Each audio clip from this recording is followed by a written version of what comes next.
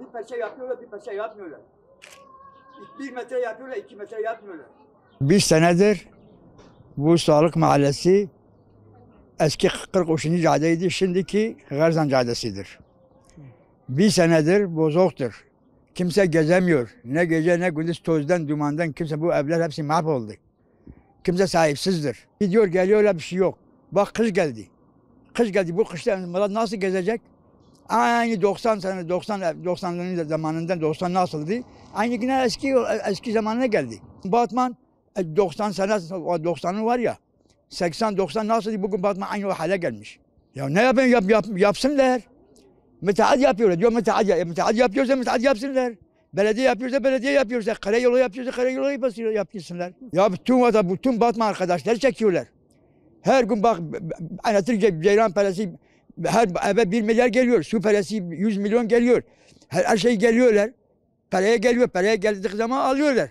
Ama caddeye geliyor, yola geliyor. Hiçbir şey yapmıyor arkadaşlar. Batman bu hale gelmesi yani yakışır mı Batman? 80 senesinde 90 nasıldı? Batman aynı o Batman'a geldi. Eski zamanda biz cizme giyiyorduk. Aynı cizme giyeceğiz bu sene. Bu sene cizme giyeceğiz. 4 aydır burada kazı çalışması yapılıyor. 4 aydır biz bu rezilliği çekiyoruz. 4 aydan sonra gelip sadece yama yaptılar. Bu Batman'a yakışmıyor. Yani yakışmayan bir çalışmadır. Belediye bu ihaleyi şeylere veriyor, müteahhitlere. Müteahhitler keyfine göre keyfi muamele yapıyor. Belediye hiçbir şekilde bu müteahhitleri takip etmiyor. Yani 90'lı yıllarda bile böyle bir rezillik yoktu. Şu an bu yama yapıldı ama biz hala bu toz ve bu rezilliği çekiyoruz.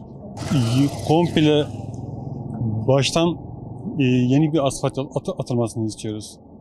Bu yamayla olmaz. Bu yama en fazla 1 ay sonra, 2 ay sonra bu yama çökecek.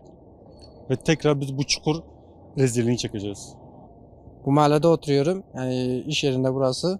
Sürekli bu cadde toz duman içinde. Millet rahatsız oluyor. Kimse ilgilenmiyor. Belediyeyi arıyoruz. Belediye başka yere gönderiyor. Başka yere arıyoruz. O başka yere gönderiyor. Elektrik altyapı yapıldı.